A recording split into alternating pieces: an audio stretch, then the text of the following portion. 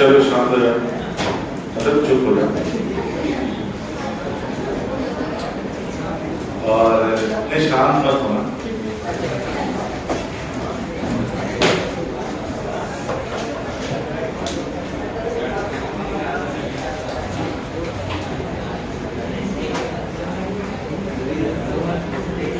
चलिए कहाँ तक पहुंचे थे हम लोग?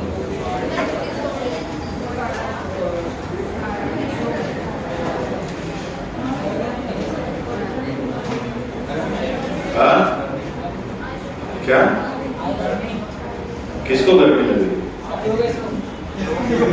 अरे भैया आप तो ऊपर से तो ठीक ही है। हाँ, किसको गर्मी लगी? हमको।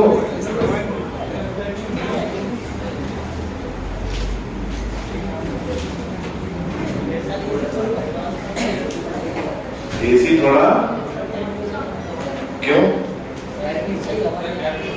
बहुत सही हवा दे रहा है।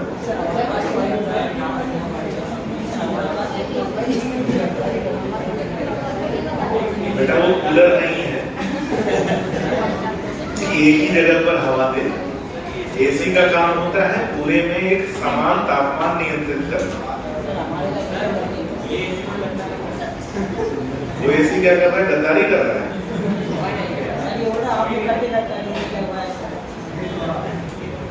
नहीं, ये पर्याप्त है।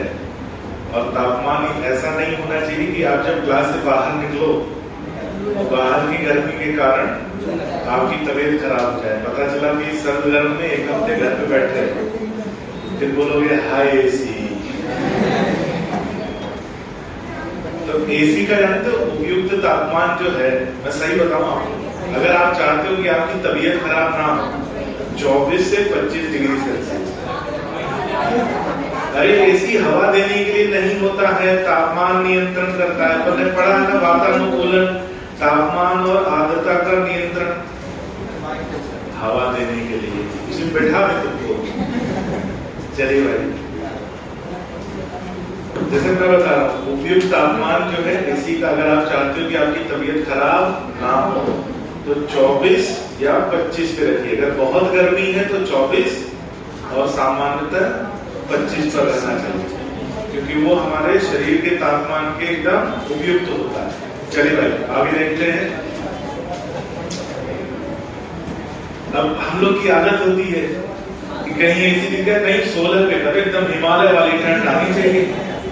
और 16 पे करके जैसे मैं भी कभी जो पहली बार, अब घर में तो एसी वैसी था नहीं है ना, कूलर मिल जाए बड़ी बड़ी बात है। तो हम पहली बार निकले जब घर से बाहर एग्जाम देने गए तो एसी वाला कमरा मिला, तो अपनी आदत 16 पे कर लो, उससे नीचे जाता नहीं है।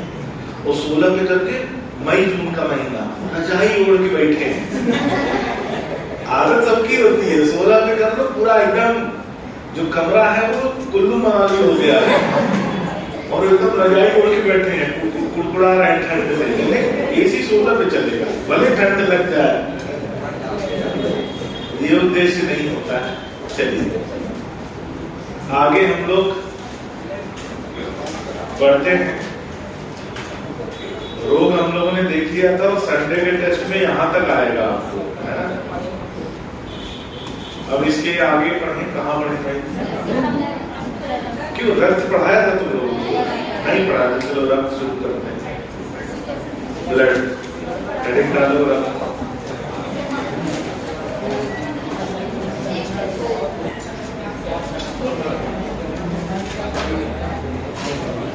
उस समय मैंने छुड़वाया था, क्यों? और यही बोलकर छुड़वाया था कि इसको परिसंचरण में पढ़ेंगे। हाँ, विशेष संयोजी ऊतक में संवहनी ऊतक, पहले बार पिछले जन्म की भूल है। अच्छा बात ये है, मैं पहले फिर से बता दूं, ब्लड एक ऐसा टॉपिक है जो 2 चैप्टर्स में आता है। ऊतक में भी आता है और संवहन तंत्र में भी आता है। तो हम यहीं पर पढ़ेंगे, हम 2 बार नहीं पढ़ेंगे पहले, और दोबारा मैं ब्लड नहीं पढ़ाऊंगा, ठीक है। तो इसी बार पढ़ना, बहुत ध्यान से पढ़ना, और इसी बार मतलब जो भी पढ़ेंगे तो हम लोग ब्लड को पूरी तरह से कंप्लीट करेंगे। ब्लड पढ़ेंगे, उसके संबंधित और जो जो घटनाएं होती हैं, यानी जो जो क्रियाएं होती हैं, और उससे संबंधी यदि रोग कोई है तो वो भी पढ़ेंगे। शुरुआत करते हैं ब्लड की। सबसे पहला सवाल, कितने लोगों को खून देख के मजा आता है? अपना? कितने लोगों को खून देखकर बुरा लगता है, घबराहट होती है, रोना आता है? तुम लोग डॉक्टर बनने के लिए खून देख के चक्कर आ रहा है, खून मतलब भाई डॉक्टर हो तो सही सलामत व्यक्ति आपके पास तो आएगा नहीं। ऐसा आएगा जिसका हाथ टूट गया हो, कट गया हो, चोट लग गई हो, खून बह रहा हो, वही तो आएगा। तो अगर डॉक्टर बन रहे हो तो खून देख के मजा आना चाहिए। क्या आना चाहिए? और यदि आप को ऐसा लग रहा है कि खून देखकर बहुत खराब लगता है, अच्छा नहीं लगता है, तो आप इस फील्ड के लिए नहीं है। अभी भी समय है, दरवाजा वहां है ना। तो अब कैसे अच्छा कैसे लगे? कितने लोगों को, अच्छा कितने लोगों ने अभी तक अपनी आंख के सामने ऐसी कोई घटना, दुर्घटना या ऐसा खून बहते हुए देखा? चलो अच्छी बात है, कोई घटना दुर्घटना आपने देखी है। क्या देखा है बेटा, कैसे देखा होता जरा मुझे? अरे बाप रे बाप, ये एक्सीडेंट देख लिया बच्चे ने, चलो ठीक है।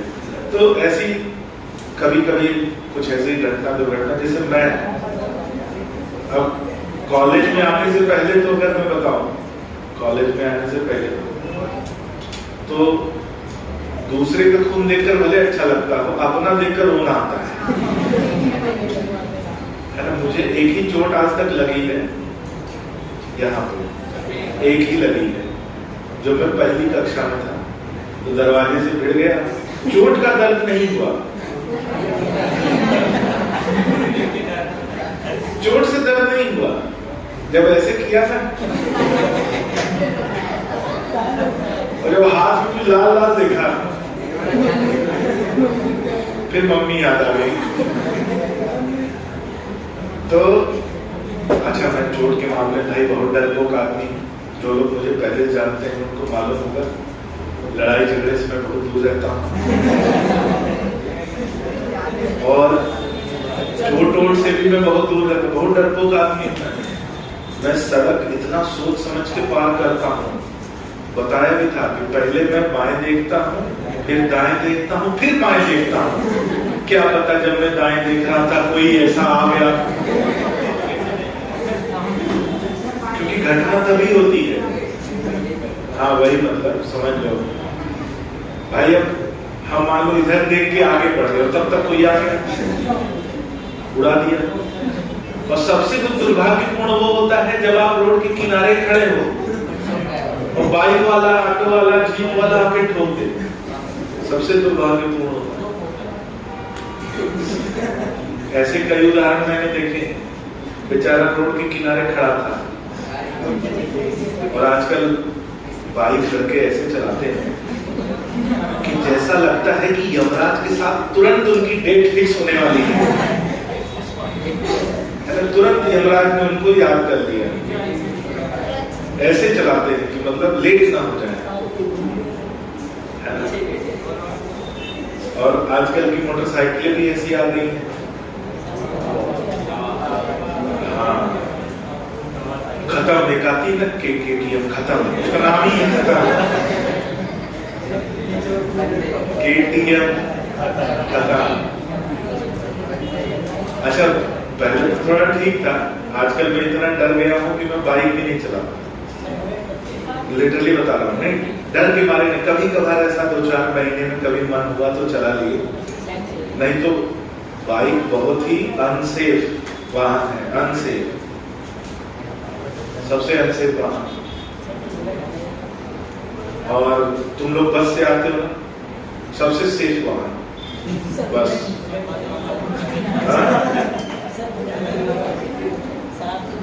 बुलेट, हाँ बुलेट रखी है, वो चलती नहीं है, बाकी लोग चलाते हैं, हम नहीं चलाते, हम कम चलाना था हम।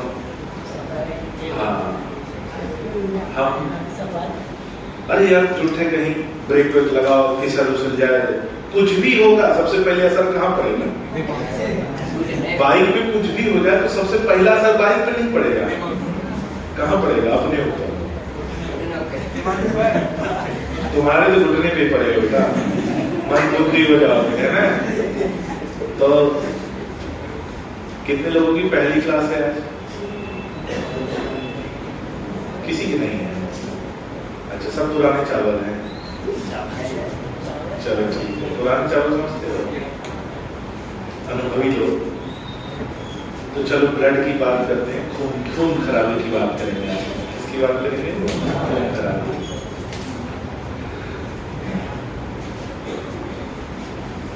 हम सभी ने जब ऊतक पढ़ा था कभी न कभी जीवन में, तो उसमें तरल संयोजी ऊतक की बात आई। और तरल संयोजी ऊतक के बारे में जब हम बात करते हैं तो हम रक्त की बात करते हैं और लसिका की बात करते हैं। दो ऊतकों की बात होती है, एक रक्त और एक लसिका। तो तरल रूप में पाया जाता है और संयोजी ऊतक है। संयोजी ऊतक मतलब जो शरीर के अलग अलग भागों को आपस में जोड़ता है। तो ये रक्त कैसे जोड़ता है? शरीर के अलग अलग भागों को आपस में कैसे जोड़ता है? तो भाई सूचनाओं के माध्यम से जोड़ता है। जो रक्त सिर में प्रवाहित होता है वही रक्त पैर में भी प्रवाहित होता है, वही रक्त दाएं हाथ में और वही रक्त बाएं हाथ में। तो यानी रक्त के माध्यम से कोई भी पदार्थ शरीर के हर एक भाग तक पहुंच सकता है और इसी की वजह से सूचनाएं पहुंचती हैं। और रक्त के माध्यम से जो सूचनाएं पहुंचती हैं उन सूचनाओं को हार्मोन्स कहा जाता है। क्या कहा जाता है? तो रक्त ही है जो शरीर के अलग अलग भागों को आपस में जोड़ता है और इसीलिए हम इसे संयोजी ऊतक कहते हैं। तरल रूप में पाया जाता है तो तरल संयोजी ऊतक कहते हैं। तो देखो कि रक्त हमारे शरीर में पाया जाने वाला, रक्त हमारे शरीर में पाया जाने वाला, रक्त हमारे शरीर में पाया जाने वाला तरल संयोजी ऊतक है। रक्त हमारे शरीर में पाया जाने वाला तरल संयोजी ऊतक है। तरल संयोजी ऊतक है। रंग क्या होता है भाई? लिख लो, इसका रंग लाल,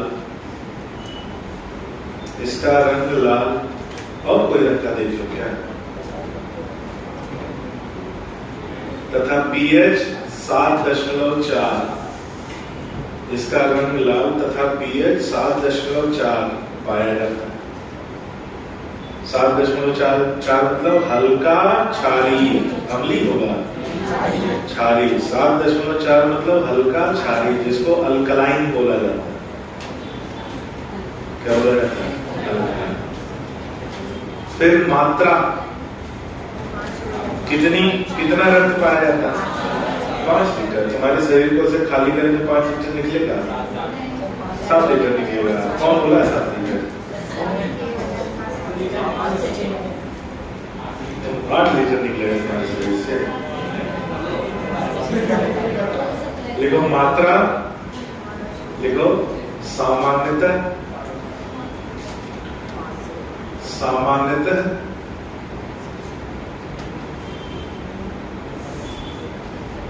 5 लीटर।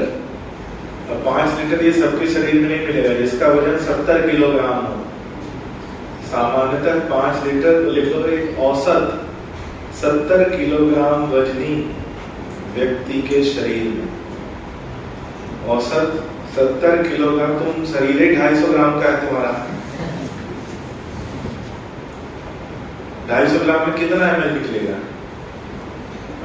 अगर वजन ही 250 ग्राम है तुम्हारा, तो अब इसको तुलना कर सकते हैं। कैसे तुलना करते हैं? शरीर के वजन का 7%।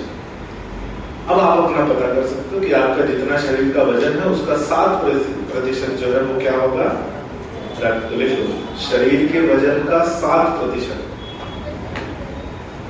शरीर के वजन का 7% रक्त पाया जाता है।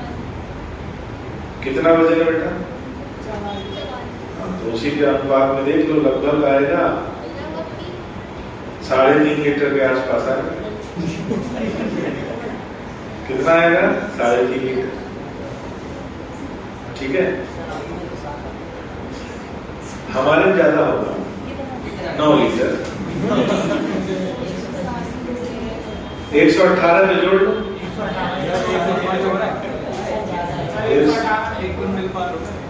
कूद जाए तुम्हारे ऊपर, तब पता चलेगा, फिर तुम बता देना। अरे जब ये बताओ, ये स्टेज से चीखने की आवाजें नहीं आती तुमको? जब बात कर रहे हो,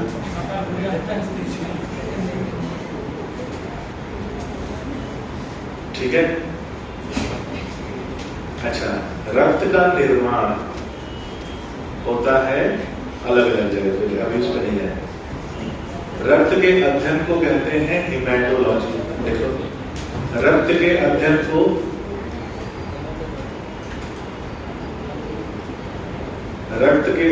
को हिमेटोलॉजी कहा जाता है। रक्त के अध्ययन को हिमेटोलॉजी कहा जाता है।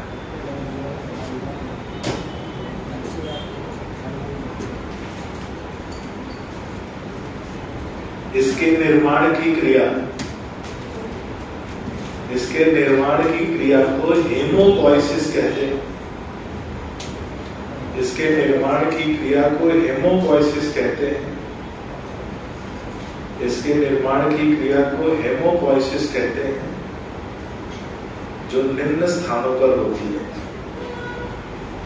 हेमोपोइसिस कहते हैं जो निम्न स्थानों पर होती है। अब निम्न स्थान मतलब बेटा समझो, भ्रूण अवस्था में। पहली बात करेंगे किसकी? भ्रूण अवस्था, यानी जन्म से पहले। तो जन्म से पहले की अवस्था में 0 से 3 महीने तक रक्त का निर्माण होता है पीतक में। पीतक जिसे हम कहते हैं यॉर्क सेल। एक बात।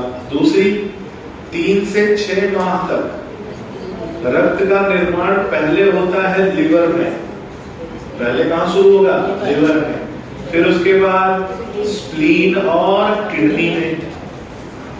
तो यानी पीतक के बाद रक्त का निर्माण कहां होगा? लिवर में, स्प्लीन और किडनी में। फिर 6 माह से लेकर जन्म तक निर्माण होगा सभी अस्थियों के अस्थिमज्जा में। अस्थिमज्जा सुना?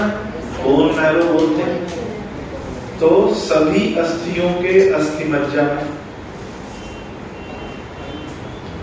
सभी अस्थियों के अस्थिमज्जा में। अच्छा, ये मैं पहले नहीं, मतलब ऐसा नहीं, मैं पहले जब 2010, 11, 12 में ना ये मैं पूरा बताता था।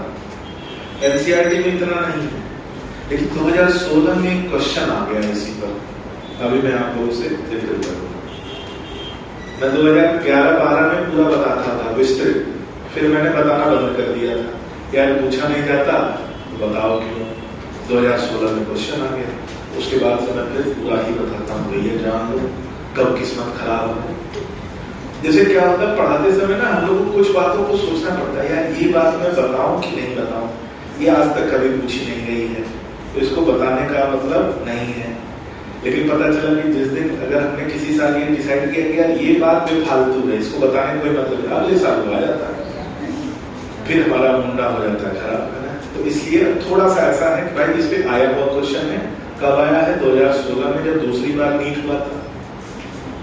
2016 में नीट 2 बार हुआ था, हाँ, लेकिन 3 बार कभी नहीं हुआ, ठीक है। तो अब मत सोचना कि हाँ बेटा, हाँ दूसरे वाले में आया था, ठीक है। तो 2016 का जो सेकंड पेपर हुआ था 24 जुलाई को, डेट बता दे रहा हूँ, कब? 24 जुलाई को ये पेपर हुआ था। हाँ, तो सभी अस्थियों के अस्थिमज्जा में, ये तो हो गई जन्म से पहले। दूसरी बात हो गई जन्म के बाद। तो जन्म के बाद एक बात आ गई कि जन्म से लेके 20 वर्ष तक, जन्म से लेकर 20 वर्ष तक यही होता है सभी अस्थियों के अस्थिमज्जा में। लेकिन 20 वर्ष के बाद, 20 वर्ष के बाद अगर हम बात करें, 20 वर्ष मतलब जब लगभग वयस्कावस्था पहुंच जाते हैं तो हड्डियों में जो है ना कैल्शियम का संग्रहण बढ़ जाता है और अस्थिमज्जा कम हो जाता है। तो उसके बाद सभी अस्थियों में बोन मैरो या अस्थिमज्जा नहीं बचता, केवल जो लंबी अस्थियां हैं उन्हीं में बोन मैरो बचता है। तो लिखेंगे 20 वर्ष के बाद लंबी अस्थियों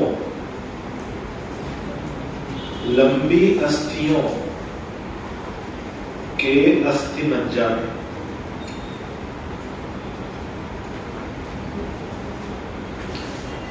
लंबी अस्थियों के अस्थिमज्जा में। अब 2016 में जो क्वेश्चन आया उसकी बात करते हैं। 2016 में क्वेश्चन आया कि सबसे पहले रक्त का निर्माण कहाँ होता है। ऑप्शन क्या दिया था? लिवर, किडनी, बोन मैरो यानी अस्थिमज्जा और स्प्लीन। सबसे पहले रक्त का निर्माण कहाँ होता है? अब हमको तो मालूम है कि सर यॉर्क साइड में होता है, लेकिन जो दिया हुआ ऑप्शन है फिर हम उसकी बात करेंगे। इनमें से सबसे पहले किसमें होता है?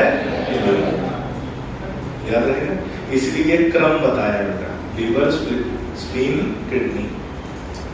लेकिन इससे पहले भी कहाँ होता है? York side. नोट कर लीजिए।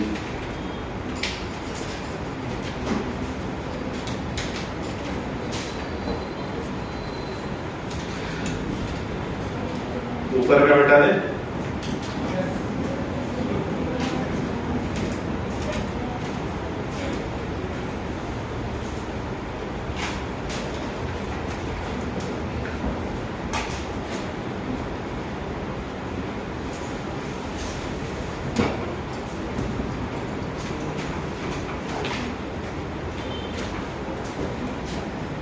देखिए आगे बढ़े।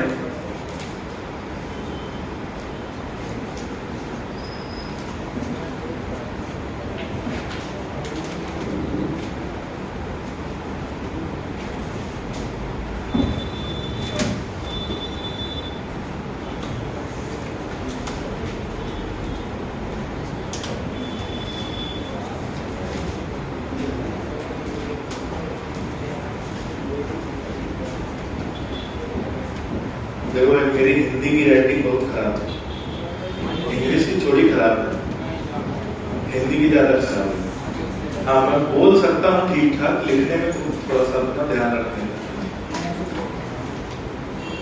चलो आगे बात करते हैं।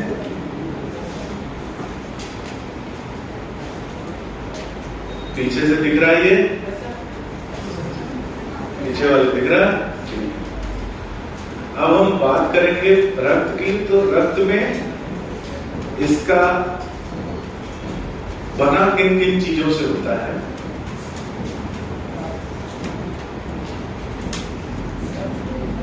तो एक तो इसमें पाया जाता है प्लाज्मा। क्या पाया जाता है?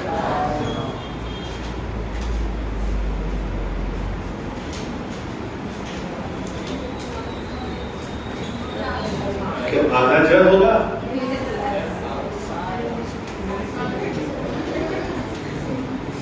और कुछ? दूसरा इसमें पाई जाती है रक्त कणिकाएं, जिन्हें बोलते हैं ब्लड सेल्स।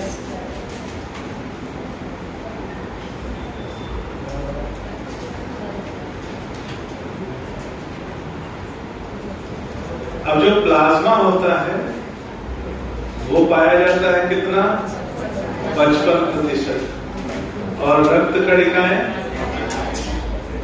45%। ठीक है।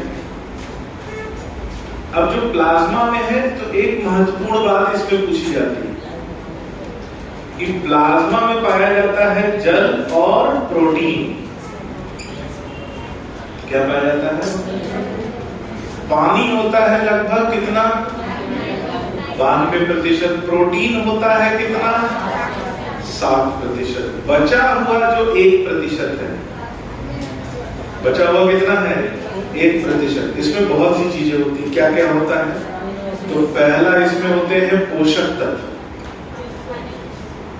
पोषक तत्व जिसमें आ जाएगा ग्लूकोज, विटामिन्स, यूरिया पोषक तत्व है।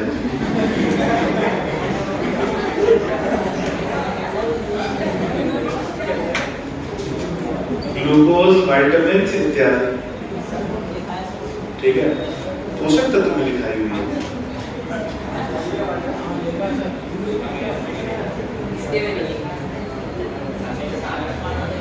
दूसरा इधर देखो ध्यान से, पोषक तत्व हो गया। इसके बाद सभी हार्मोन्स, सभी हार्मोन्स।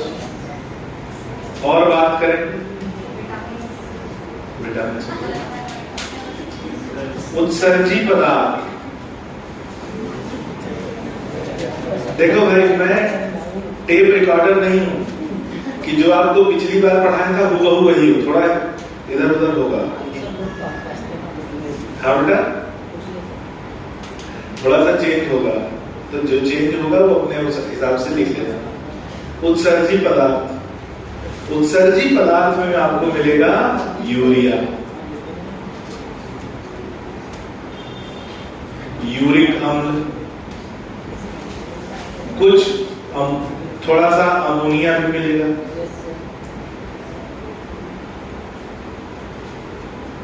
ये तीनों मिलते हैं। यूरिया, यूरिया ढेर सारा मिलेगा, ज्यादा मिलेगा। कुछ अमाउंट में मिलेगा यूरिक एसिड, कुछ अमाउंट में मिलेगा अमोनिया। फिर उसके बाद बात करें और क्या मिलेगा भाई, आयंस। आयंस में मिलेगा sodium, potassium, chloride, H+ ion, और मिलेगा बाइकार्बोनेट, H+ आयन, हाँ मिल जाएगा, बाइकार्बोनेट। ठीक है, कैल्शियम इत्यादि। तो ये सब मिलेंगे किसमें, 1% में।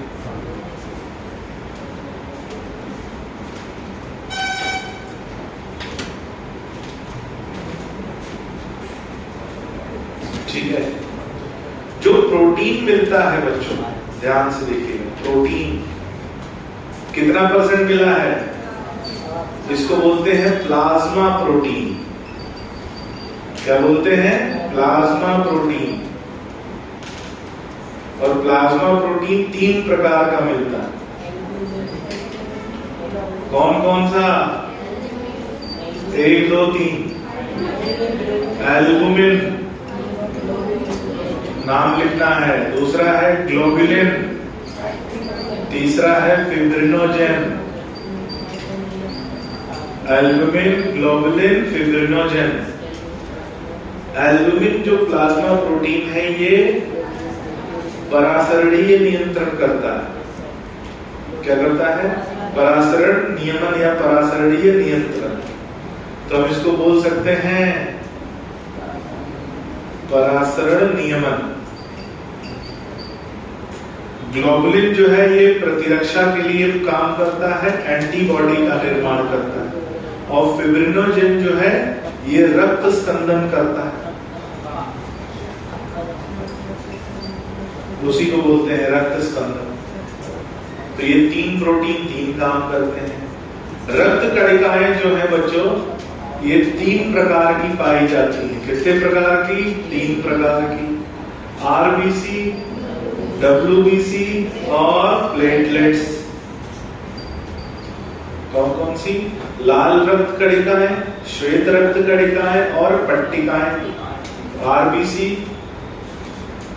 रेड ब्लड सेल यानी लाल रक्त कणिकाएं, डब्ल्यूबीसी श्वेत रक्त कणिकाएं और पट्टिकाएं यानी प्लेटलेट्स।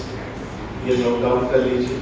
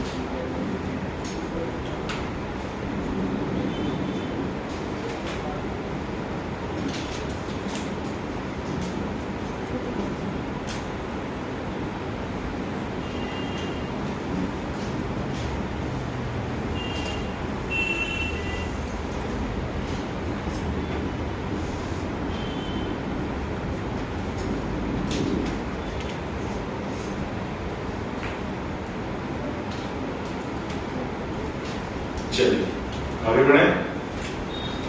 पहले हेडिंग डालिए आरसीडी मतलब आरबीसी।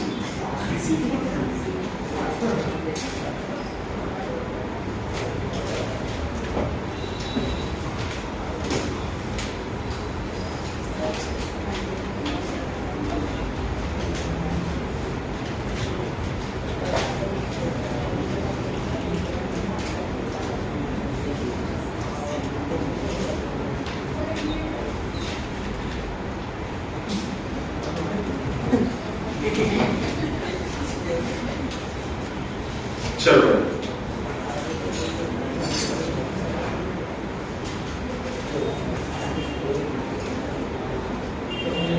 देखो आरबीसी लाल रक्त कणिकाएं,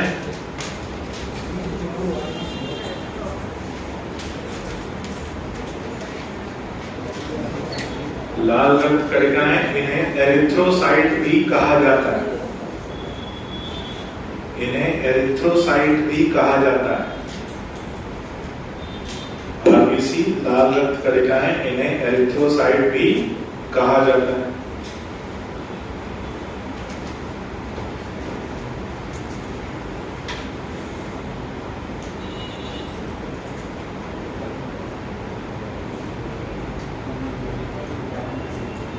देखो ये गोल आकार की चपटी कोशिकाएं होती हैं।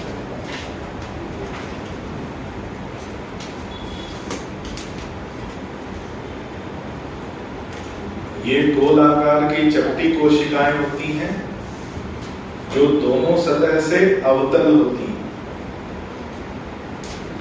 गोल आकार की चपटी कोशिकाएं होती हैं जो दोनों सतह से अवतल होती हैं। दोनों सतह से अवतल होती हैं।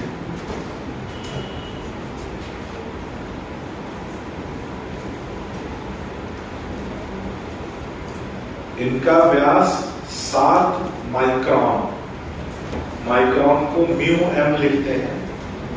इनका व्यास 7 माइक्रोन तथा मोटाई 1 से 2 माइक्रोन पाई जाती है। इनका व्यास 7 माइक्रोन तथा मोटाई 1 से 2 माइक्रोन पाई जाती है।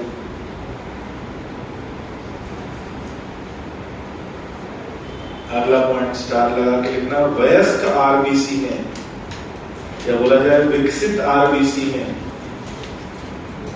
विकसित आरबीसी में केंद्रक तथा माइटोकॉन्ड्रिया नहीं पाए जाते। विकसित आरबीसी में केंद्रक तथा माइटोकॉन्ड्रिया नहीं पाए जाते। विकसित आरबीसी में केंद्रक तथा माइटोकॉन्ड्रिया नहीं पाए जाते। विकसित आरबीसी में केंद्रक तथा माइटोकॉन्ड्रिया नहीं पाए जाते।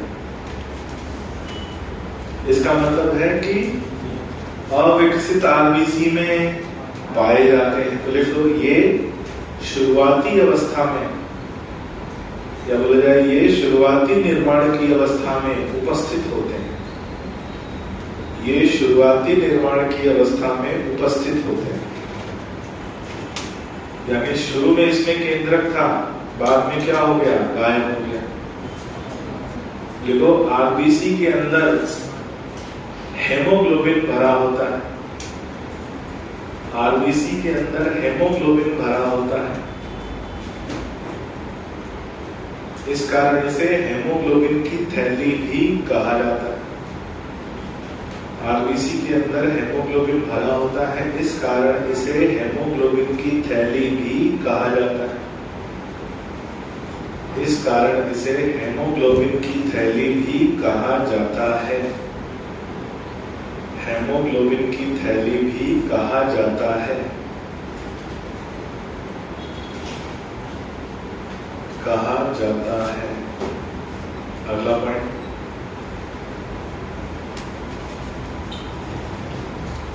आरबीसी का निर्माण लाल अस्थि मज्जा में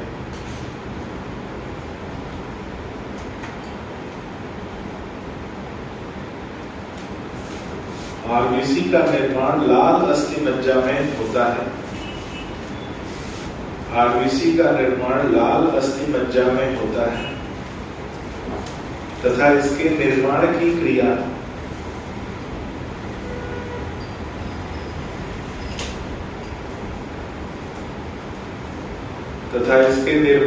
क्रिया को एरिथ्रोपोइसिस कहते हैं। इसके निर्माण की क्रिया को एरिथ्रोपोइसिस कहते हैं। आरबीसी के निर्माण की क्रिया को एरिथ्रोपोइसिस कहते हैं। अब निर्माण हो गया कहां, अस्थि मज्जा में। तो निर्माण के बाद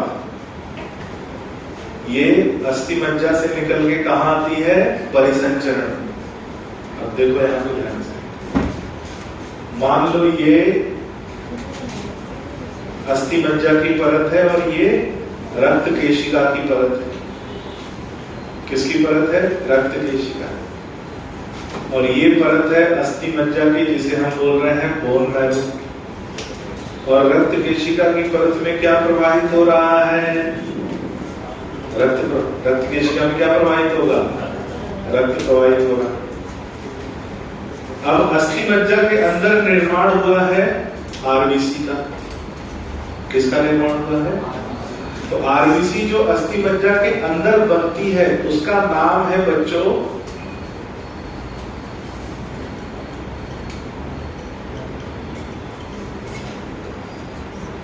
उसका नाम क्या है, रेटिकुलोसाइट।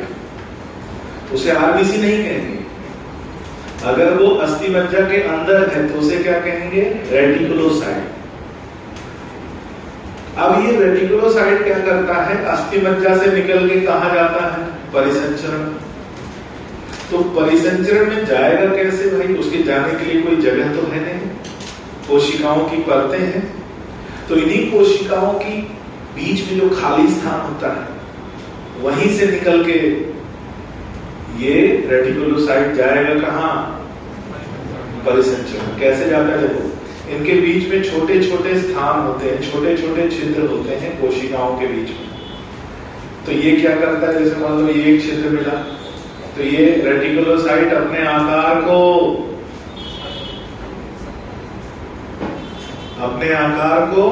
बदलता है, आकार में परिवर्तन लाता है और कहां पहुंच जाता है, कहां पहुंच जाता है? परिसंचरण। तो ये क्रिया दिख रही है जहां पर किसी कोशिकीय परत के बीच में जो छिद्र होते हैं उन छिद्र से निकलने का जो प्रोसेस है। जैसे तुम आते जाते हो, ऐसा कभी देखा होगा, कोई पार्क वगैरह जाते हो तो वहां पे दरवाजा बड़ा सकरा रहता है, ऐसा गोल वाला दरवाजा रहता है। अपन जाते हैं तो अपने जाने के लिए पर्याप्त जगह नहीं रहती, तो तुम क्या करते हैं? सांस रोक के ऐसे साइड से निकलते हैं उस दरवाजे से। ऐसा ही है, हमारे लिए तो पर्याप्त नहीं होती साथ बात है, तो लोग के लिए हो भी सकती है। तो वो जो गोल वाला दरवाजा होता है जहां से अपन साइड से निकलते हैं, ऐसा नहीं हो गया कि इनके लिए भी कम स्थान है और ये अपने आकार में परिवर्तन करके बाहर निकल गई। इस क्रिया को कहते हैं, वेरी गुड, डायपेडेसिस।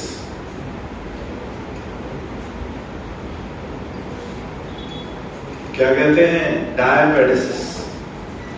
और ये क्रिया आरबीसी में भी पाई जाती है, डब्ल्यूबीसी में पाई जाती है, और डब्ल्यूबीसी के जैसी जो कोशिकाएं होती हैं उनमें भी पाई जाती है। क्या नाम है इसका? डायपेडेसिस। तो ये डायग्राम बना लो,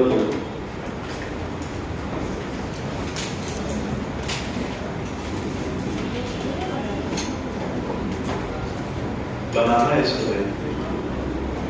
कहां से बनाना है? ये डायग्राम बनाना है। भगवान ने हाथ धो दिए,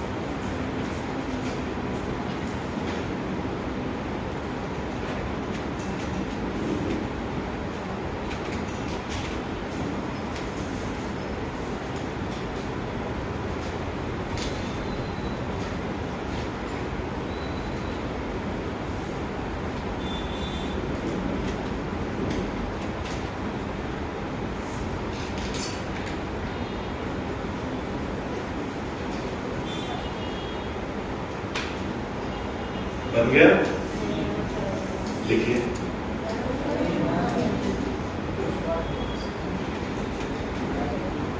स्टार्ट हो रहा है क्या? हैंडल वैंडल मार के स्टार्ट कर रहे हो क्या? अभी स्टार्ट करो।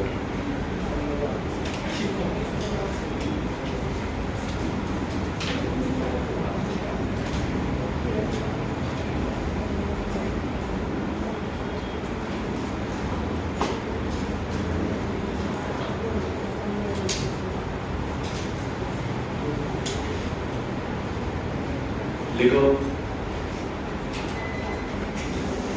अस्थि मज्जा के अंदर, अस्थि मज्जा के अंदर उपस्थित कोशिका को रेटिकुलोसाइट कहते हैं। अस्थि मज्जा के अंदर उपस्थित कोशिका को रेटिकुलोसाइट कहते हैं। रेटिकुलोसाइट कहते हैं। इसके परिसंचरण में आने पर, इसके परिसंचरण में आने पर, इसके परिसंचरण में आने पर इसे आरबीसी कहा जाता है। इसके परिसंचरण में आने पर इसे आरबीसी कहा जाता है। इसके परिसंचरण में आने पर इसे आरबीसी कहा जाता है। देखो, परिसंचरण में आने की क्रिया, परिसंचरण में आने की क्रिया डायपेडेसिस कहलाती है। परिसंचरण में आने की क्रिया डायपेडेसिस कहलाती है, जिसमें कोशिका अपने आकार को बदलकर जिसमें कोशिका अपने आकार को बदलकर छोटे अवकाश से छोटे अवकाश से होते हुए परिसंचरण में प्रवेश करती है। छोटे अवकाश से होते हुए परिसंचरण में प्रवेश करती है।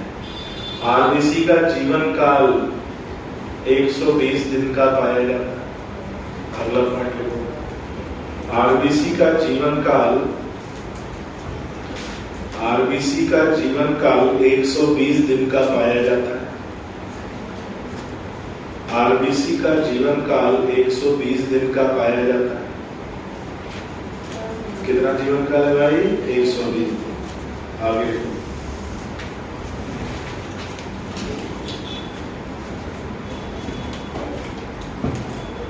सामान्य आरबीसी संख्या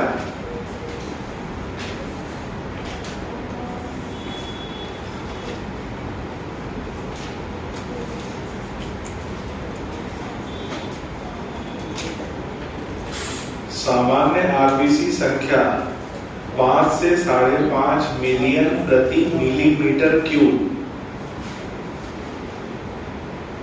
सामान्य आरबीसी संख्या 5 से 5.5 मिलियन प्रति मिलीमीटर क्यूब। मिलीमीटर क्यूब क्या है? रक्त का आयतन है। 1 मिलीमीटर क्यूब में लगभग 50 से 55 लाख आरबीसी पाई जाती है। Millimetre cube. अगला पॉइंट, यदि इनकी संख्या सामान्य से कम हो जाए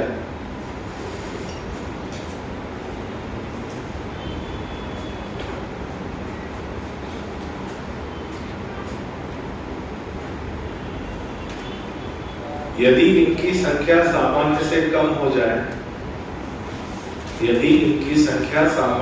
कम हो जाए तो उसे अनीमिया कहते हैं। यदि इनकी संख्या सामान्य से कम हो जाए तो उसे अनीमिया कहते हैं। अगला पॉइंट, यदि इनकी संख्या सामान्य से बढ़ जाए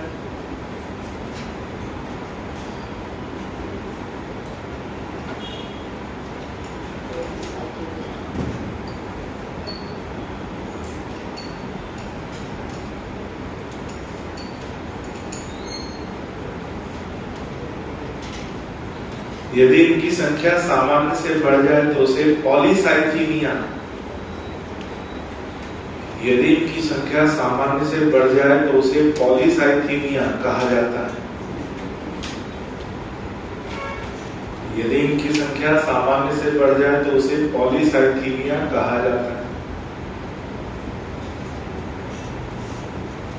क्या कहते हैं?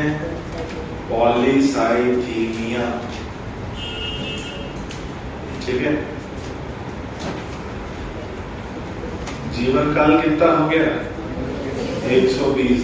अपना जीवन काल पूरा करने के बाद, ध्यान से सुनना, अपना जीवन काल पूरा करने के बाद आरबीसी जाती है स्प्लीन में, और स्प्लीन में ये नष्ट हो जाती है, और इसलिए स्प्लीन को आरबीसी का कब्रिस्तान कहा जाता है। तो लिख लो, जीवन काल पूरा करने के बाद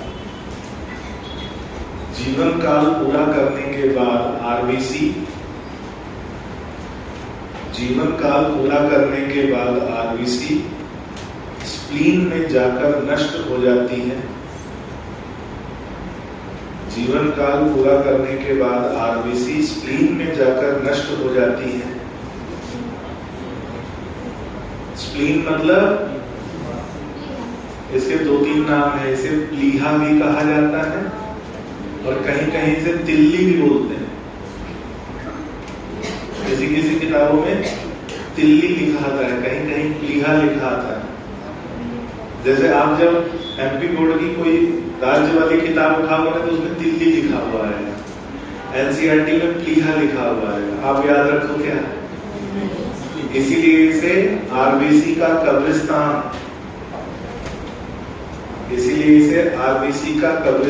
भी कहते हैं।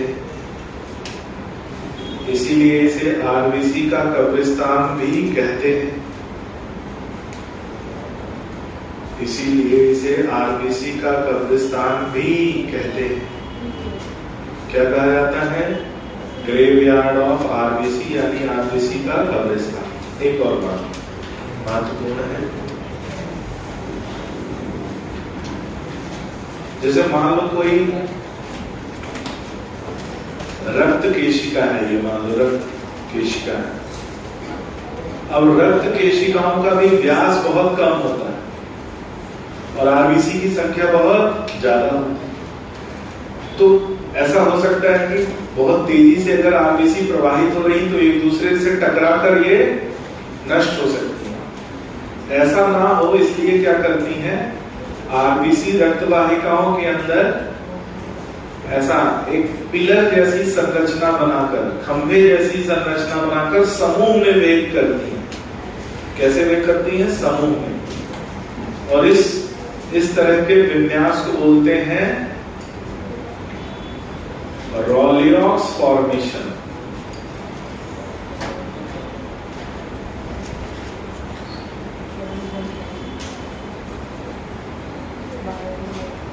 क्या बोलते हैं? रॉलियॉक्स विन्यास या रॉलियॉक्स फॉर्मेशन। तो लिख लो, रक्त वाहिकाओं के अंदर रक्त वाहिकाओं के अंदर आरबीसी एक साथ जुड़कर समूह में, रक्त वाहिकाओं के अंदर आरबीसी एक साथ जुड़कर समूह में, आरबीसी एक साथ जुड़कर समूह में वेग करती हैं, एक साथ जुड़कर समूह में वेग करती हैं, जिसे रॉलियॉक्स विन्यास या रॉलियॉक्स फॉर्मेशन कहा जाता है। जिसे रॉलियॉक्स विन्यास या रॉलियॉक्स फॉर्मेशन कहा जाता है। रॉलियॉक्स विन्यास या रॉलियॉक्स फॉर्मेशन कहा जाता है। ठीक है, याद रहेगा। अगली हेडिंग डालो, छोटा सा एनीमिया।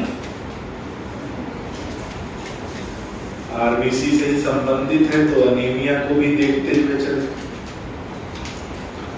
अच्छा, आरबीसी की जो हमने संख्या बोली, कितनी बोली?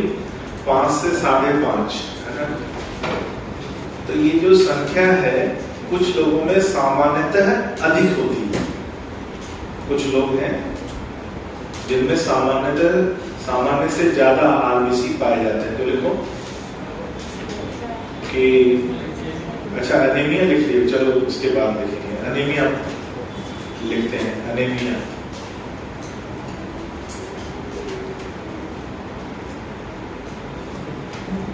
कौन गाना गा रहा है भाई? भूल जा रहे हो क्या?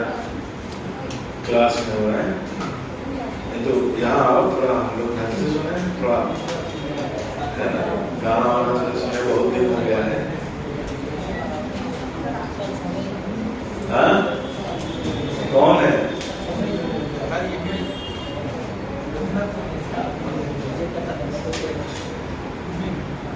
कोई तो राग, एकांत को राग उठाया था किसी ने।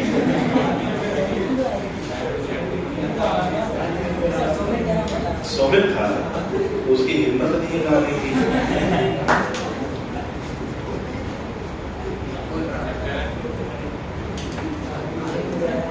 वो भी कौवे से कोयल बन जाएगा।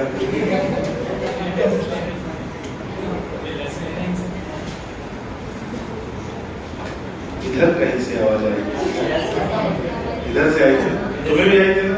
मतलब मेरे कान नहीं बज रहे, सही बात है। एनीमिया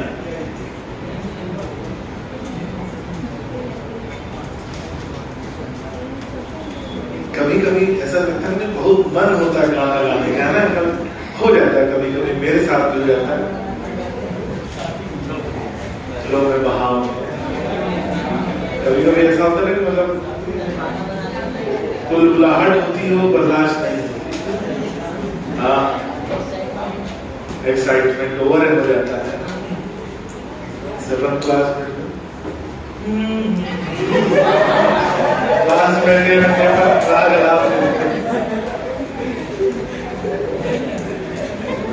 ठीक है, मैं इसको बुरा नहीं कहता, अच्छी बात है। इससे क्या होता है, व्यक्ति अपने मन को प्रसन्न रखता है। व्यक्ति अपने मन को क्या रखता है, और मन प्रसन्न होना जरूरी है। देखो टेंशन लेके पढ़ाई तो होगी नहीं। तो मानसिक जो स्वास्थ्य है उसको स्वस्थ रखना बहुत जरूरी है। उसके लिए गाना एक बहुत बढ़िया माध्यम है।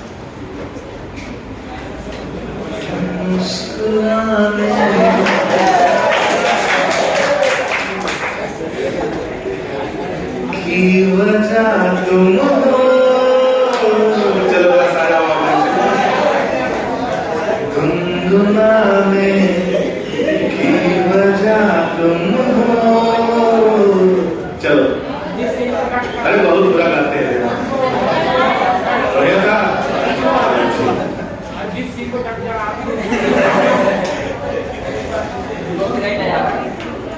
चलो देखो, एनीमिया लिखो। देखो जब किसी भी कारण से शरीर में खून की कमी हो जाए तो उस अवस्था को कहते हैं एनीमिया। तो लिखो, ये एक ऐसी अवस्था जिसमें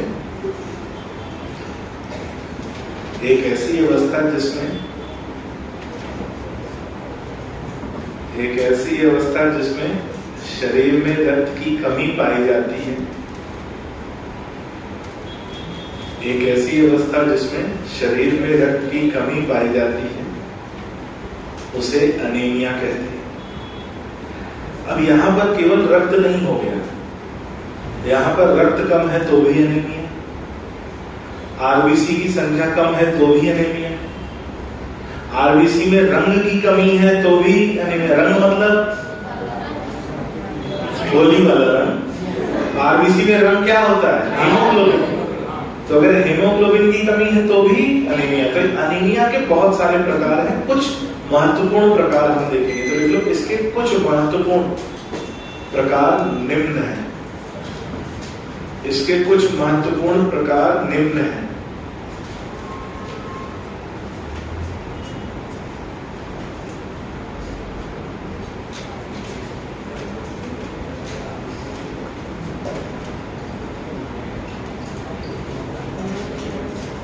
इसके कुछ प्रकार निम्न है। पहला है नॉर्मोसाइटिक नॉर्मोक्रोमिक एनीमिया। ये इंग्लिश है, इसका हिंदी बनाई नहीं है, समझो यहाँ पे।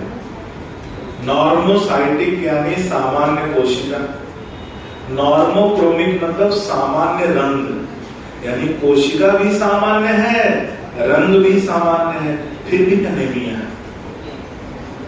अब सोचो, कोशिका सामान्य है, उसका आकार सामान्य है, संरचना सामान्य है, और उसमें जो रंग भरा है हेमोग्लोबिन वो भी सामान्य है, लेकिन फिर भी खून की कमी है। क्यों? क्योंकि किसी कारण से शरीर में रक्त की कमी हो गई है, चोट लग गई है, रक्तस्राव हो गया है, कोई भी दुर्घटना हो रही है जिससे रक्त की कमी हो गई है, तो कौन सा एनीमिया मिलेगा? Normocytic normochromic anaemia. किसकी वजह से होता है? रक्तस्राव की वजह से। तो लिख लो, नॉर्मोसाइटिक नॉर्मोक्रोमिक एनीमिया लिखो। रक्तस्राव के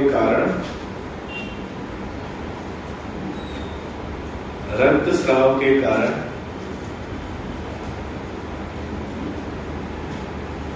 यदि शरीर में रक्त की कमी पाई जाए, रक्तस्राव के कारण यदि शरीर में रक्त की कमी पाई जाए, पहला हो गया। दूसरा लिखते हैं,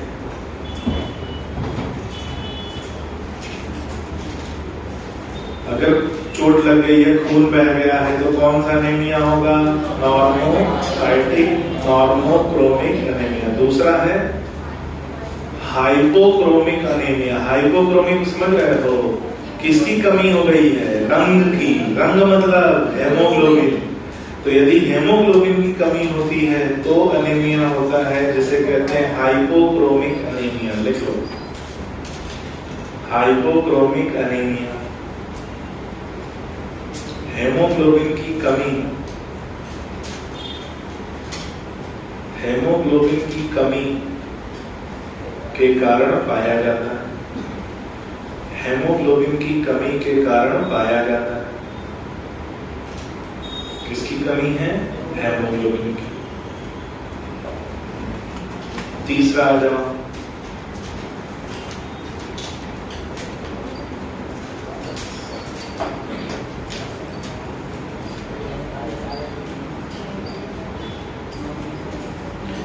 तीसरा है मेगालोब्लास्टिक एनीमिया। क्या नाम है? Megaloblastic anaemia. आरबीसी का निर्माण कहाँ हुआ है? अस्थि मज्जा में।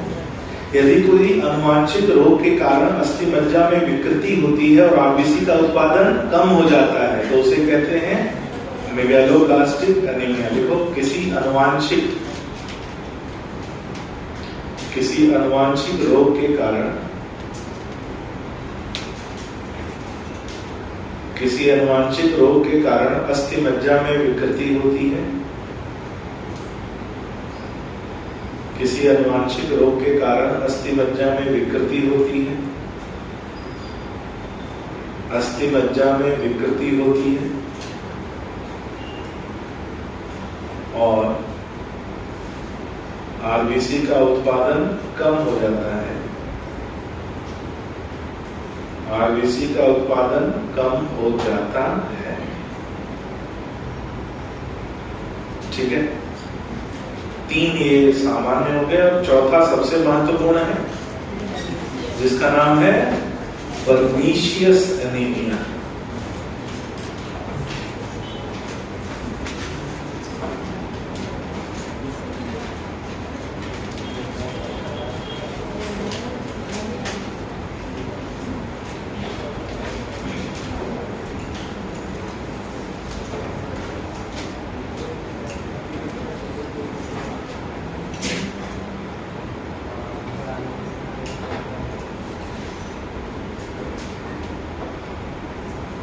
क्या है ये?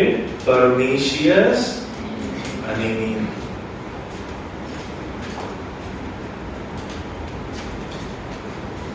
Pernicious anaemia.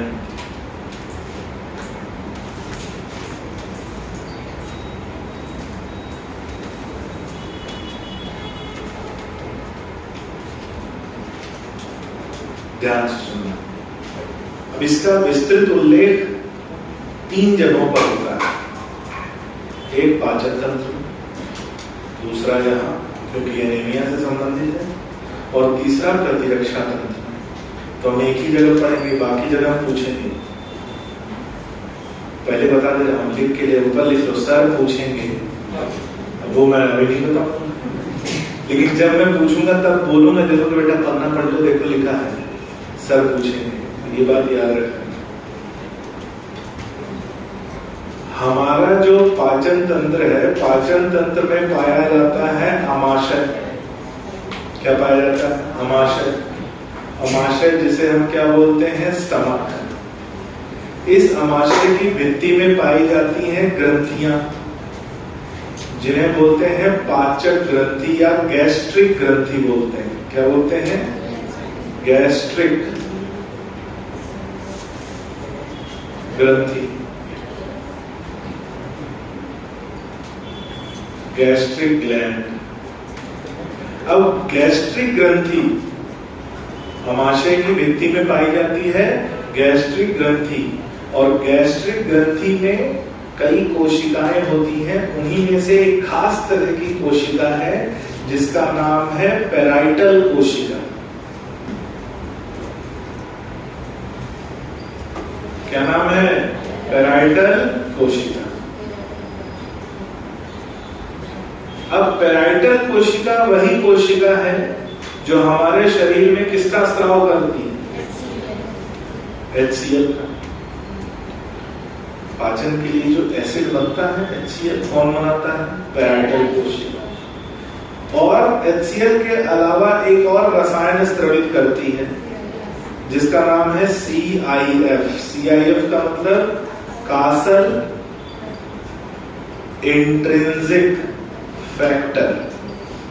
हिंदी में इसे बोलते हैं नेज कारक। हिंदी में क्या बोलते हैं? नेज कारक। या शॉर्ट फॉर्म याद रखना CIF। CIF का पूरा मतलब कासल इंट्रिंसिक फैक्टर। ये CIF जब आमाशय में स्रवित होता है तो ये पहुंचता है आंत में, और आंत में ये अवशोषित हो जाता है। क्या हो जाता है? अवशोषित। सही स्पेलिंग है, गलत है? अवशोषित हो गया।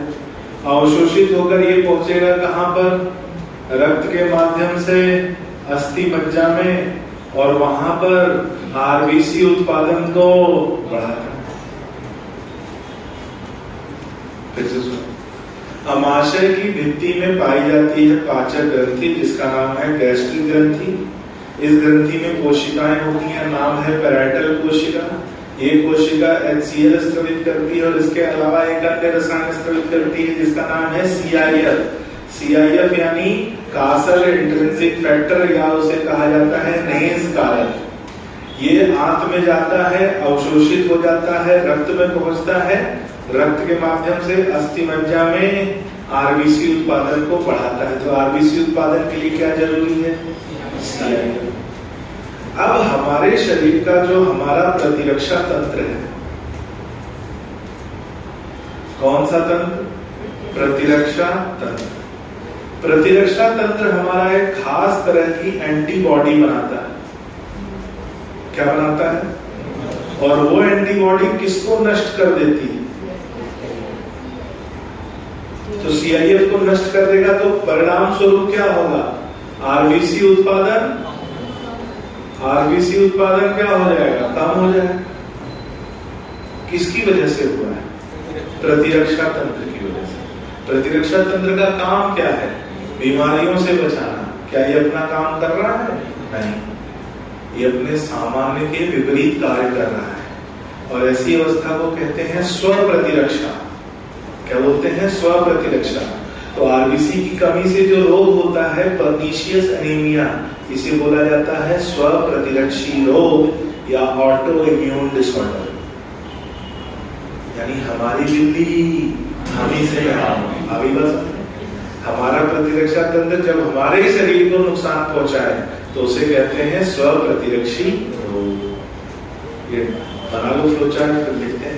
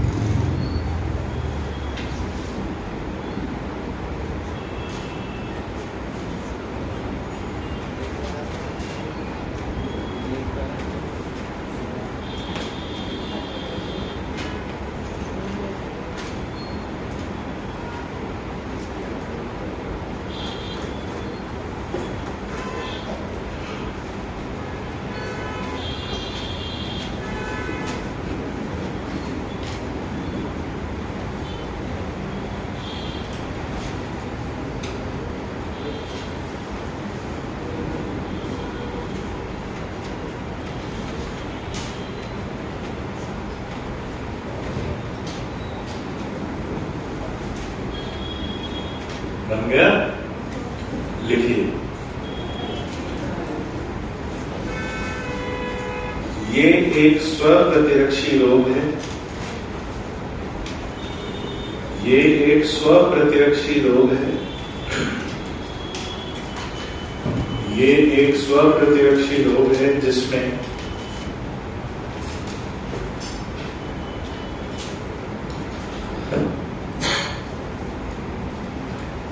हमारे प्रतिरक्षा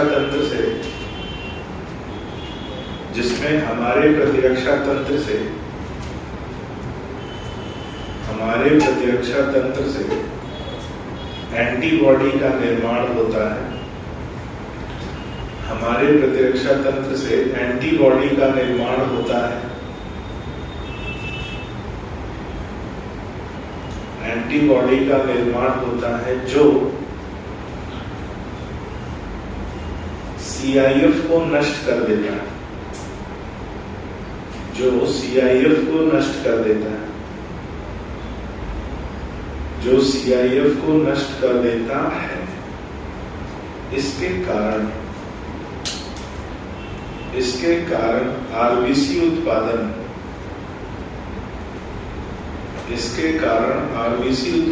कम हो जाता है। इसके कारण RBC उत्पादन कम हो जाता है।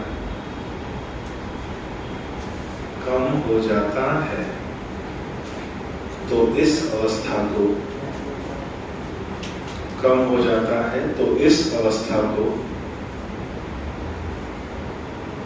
पर्नीशियस एनीमिया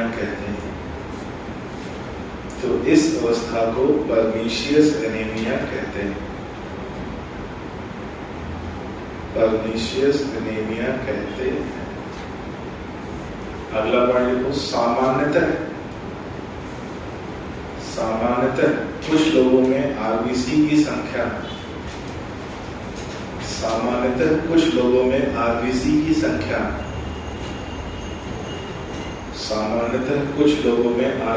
संख्या अधिक पाई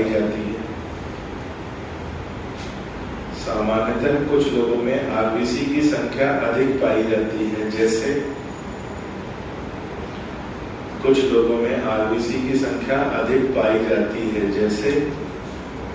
नवजात शिशुओं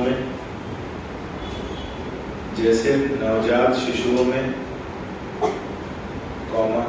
गर्भवती महिलाओं में,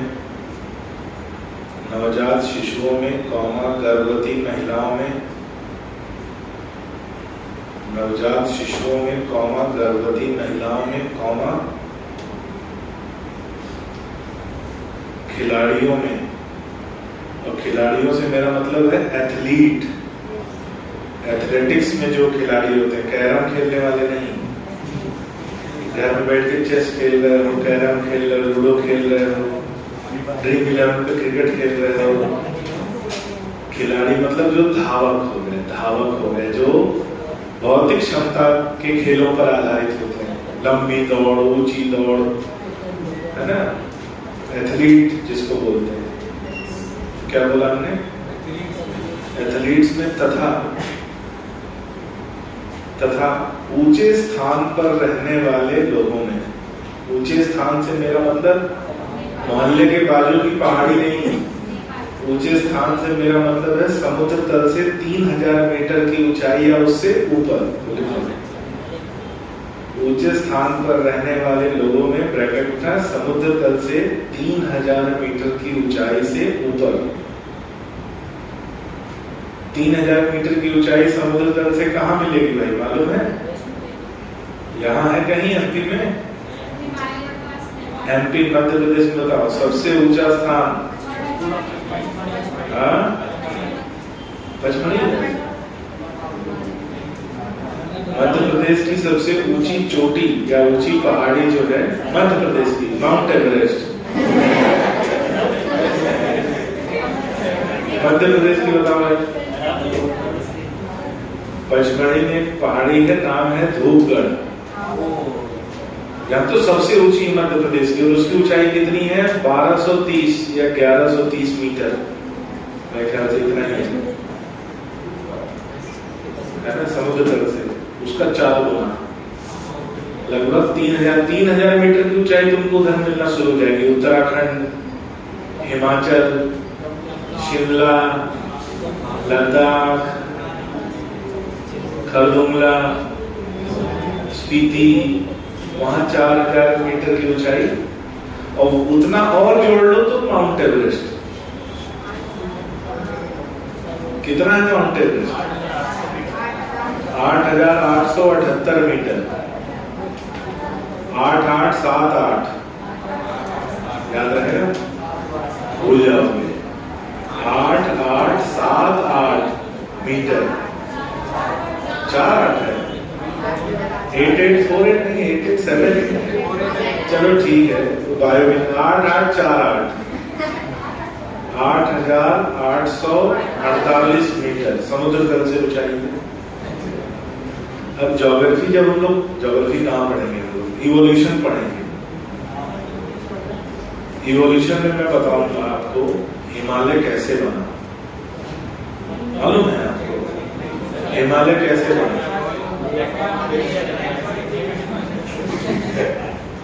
और हिमालय हमारे देश के लिए कितना महत्वपूर्ण है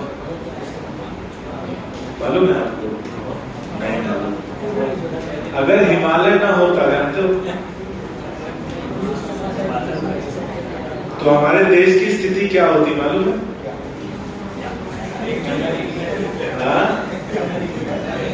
अगर हिमालय नहीं होता तो हमारे यहाँ जहाँ हम लोग रहते हैं, यहाँ साल के 6 महीने बर्फ जमी होती। खेती ऐसी नहीं होती जैसी ये होती। साल के 6 महीने बर्फ जमी होती और 6 महीने जो है वो बर्फ पिघलती, फिर जम जाती। कारण है, समझो। जैसे ये आप देख रहे हो भारत, ऐसा मान लो इधर पे हिमालय, तो जो उत्तर से बर्फीली हवाएं और जो बर्फीले तूफान आते हैं उनको कौन रोक देता है? इसके उधर कहानी अलग है। इसके उधर मंगोलिया, साइबेरिया, वहां 6 महीना वैसे ही रहता है। मंगोलिया में तो 6 महीना बर्फ जमी रहती है, 6 महीने घास उगती, फिर बर्फ जम जाती है। इधर में देखोगे आप तो ये प्लेन वाला बेल्ट है। प्लेन मतलब यूपी, बिहार, दिल्ली, है ना। इधर थोड़ा खेती बाड़ी होती है। फिर इधर आ जाओ, हम लोग जहाँ रहते हैं पठार क्षेत्र, यहाँ भी थोड़ी खेती बाड़ी हो जाती है। इधर पे पूर्वी घाट, इधर पे पश्चिमी घाट, यहाँ पे विंध्य पर्वत श्रृंखला, यहाँ पे सतपुड़ा पर्वत श्रृंखला, इधर पे अरावली श्रृंखला, और कुछ पढ़ना है।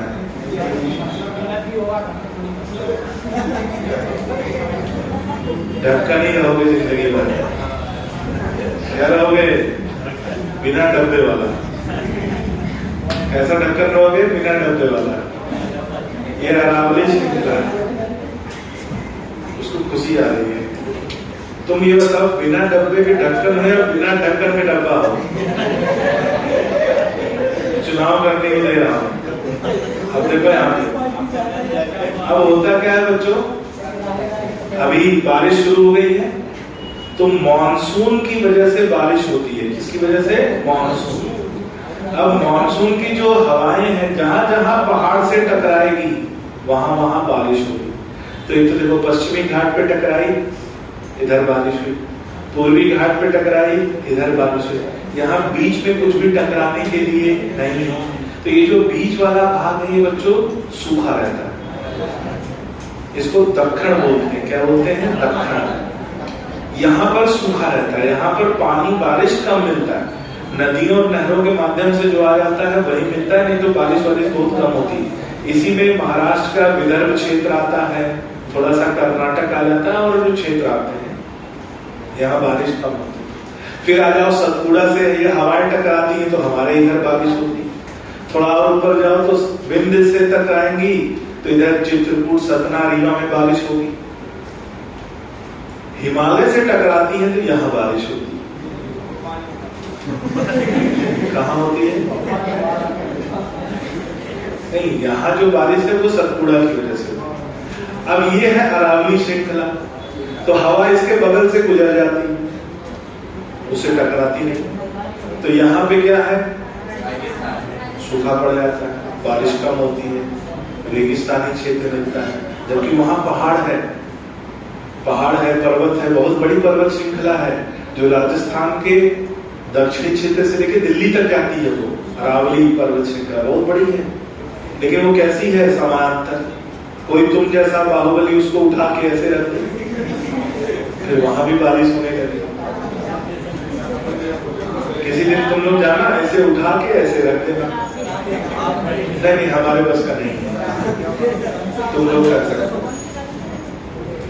तो अगर हिमालय ना होता तो बर्फीली हवाएं कहां तक आती? यहां तक आती। मैं बता रहा हूँ, ये सब बर्फ से ढका होता। 6 महीने बर्फ, गुफा बैठ के हुला लगा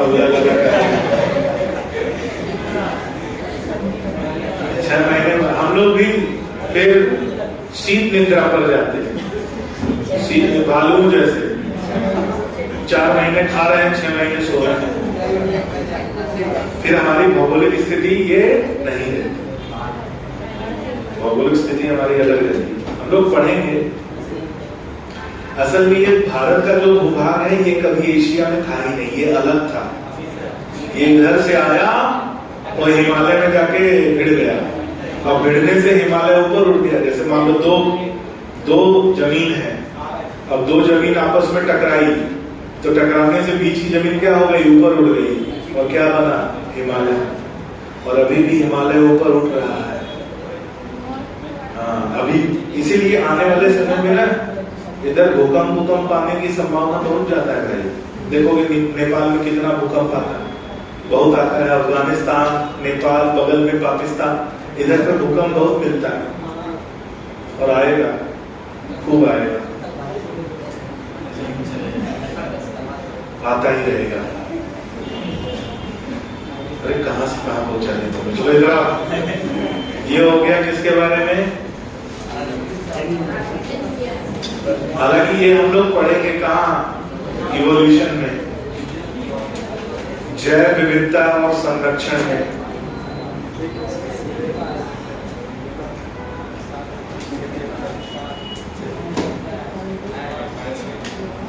अगली हेडिंग डालिए WBC।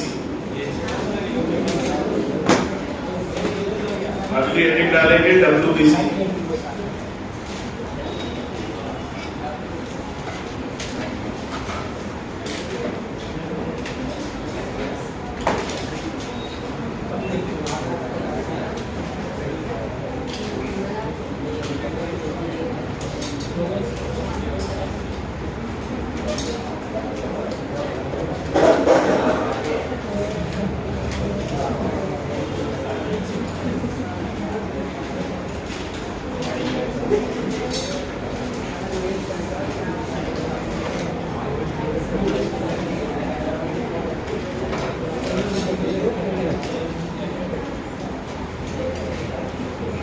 WBC श्वेत रक्त कणिकाएं,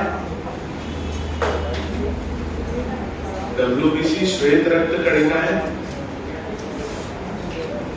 श्वेत रक्त कणिकाएं, या इन्हें ल्यूकोसाइट भी कहा जाता है। ल्यूकोसाइट, श्वेत रक्त कणिकाएं या इन्हें ल्यूकोसाइट भी कहा जाता है।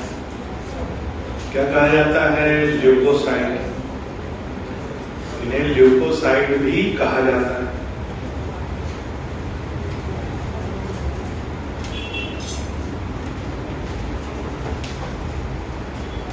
देखो, ये कोशिकाएं गोल तथा असमान सतह वाली होती हैं। ये कोशिकाएं गोल तथा असमान सतह वाली होती हैं।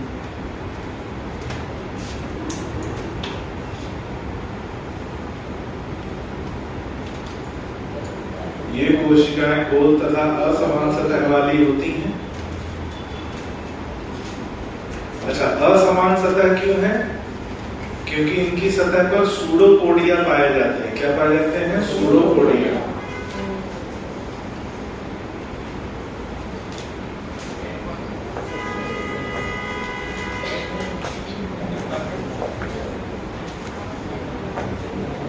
देखो,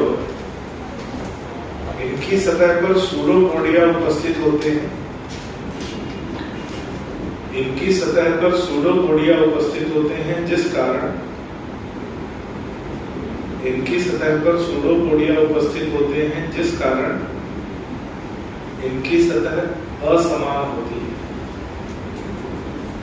जिस कारण इनकी सतह असमान होती है, जिस कारण इनकी सतह असमान होती है। सतह कैसी होती है? असमान। देखो, इनमें केंद्रक उपस्थित होता है, इनमें केंद्रक उपस्थित होता है तथा उसमें कई पालियां पाई जा सकती हैं। इनमें केंद्रक उपस्थित होता है तथा उसमें कई पालियां पाई जा सकती हैं। इनमें केंद्रक उपस्थित होता है तथा उसमें कई पालियां पाई जा सकती हैं, तथा उसमें कई पालियां पाई जा सकती हैं। अगला पॉइंट, इनका व्यास 6 से 20 माइक्रोन, इनका व्यास 6 से 20 माइक्रोन पाया जाता है।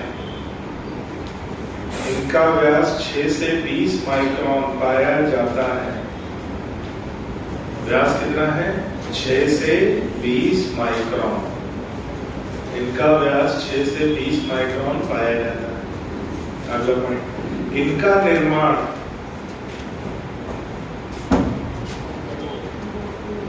पीले अस्थिमज्जा में होता है।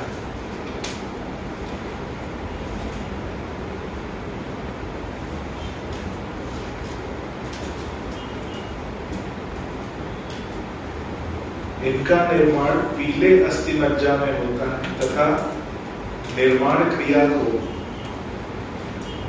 इनका निर्माण पीले अस्थिमज्जा में होता है तथा पीले अस्थिमज्जा में होता है तथा निर्माण क्रिया को ल्यूकोपोइसिस तथा निर्माण क्रिया को ल्यूकोपोइसिस कहा जाता है। इनका निर्माण पीले अस्थिमज्जा में होता है तथा निर्माण क्रिया को ल्यूकोपोइसिस कहा जाता है। निर्माण क्रिया को ल्यूकोपोइसिस कहा जाता है। निर्माण क्रिया को क्या कहते हैं? ल्यूकोपोइसिस कहा जाता है। ठीक है, देखो, इनकी सामान्य संख्या इनकी सामान्य संख्या 6000 से 8000,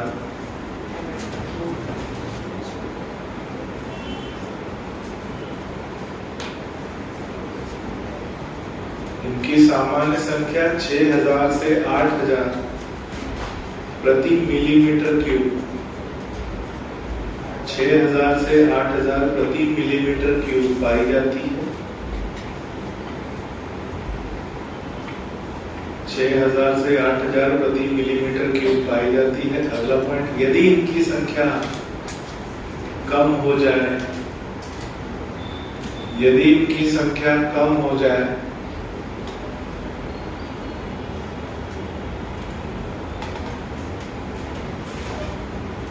यदि इनकी संख्या कम हो जाए तो उसे ल्यूकोपीनिया, यदि इनकी संख्या कम हो जाए तो उसे ल्यूकोपीनिया कहते हैं। यदि इनकी संख्या कम हो जाए तो उसे ल्यूकोपीनिया कहते हैं। अगला पॉइंट, यदि इनकी संख्या बढ़ जाए,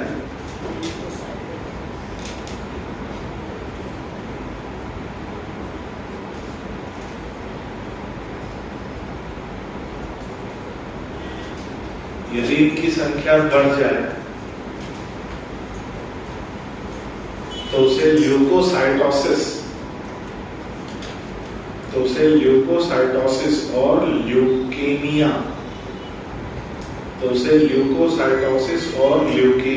कहा जाता है। तो उसे ल्यूकोसाइटोसिस और ल्यूकेमिया कहा जाता है। ल्यूकोसाइटोसिस और ल्यूकेमिया कहा जाता है। अब ध्यान देने वाली बात क्या है भाई, ध्यान से सुनिएगा। अगर थोड़ा बढ़ जाए तो उसे कहेंगे ल्यूकोसाइटोसिस। जैसे सर्दी हुआ, जुकाम हुआ, बैक्टीरिया का संक्रमण हुआ, वायरस का संक्रमण हुआ, तो थोड़ा बढ़ जाएगा। लेकिन अगर बहुत ज्यादा बढ़ जाए तो उसे कहेंगे ल्यूकेमिया। ल्यूकेमिया कोई कहते हैं ब्लड कैंसर। तो ल्यूकेमिया के नीचे लिख लो ब्लड कैंसर। ल्यूकेमिया की अवस्था क्या कहलाती है, ब्लड कैंसर।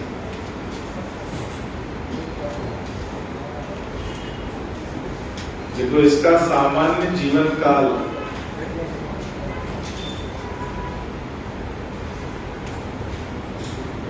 इसका सामान्य जीवन काल 7 दिन के लगभग पाया जाता है।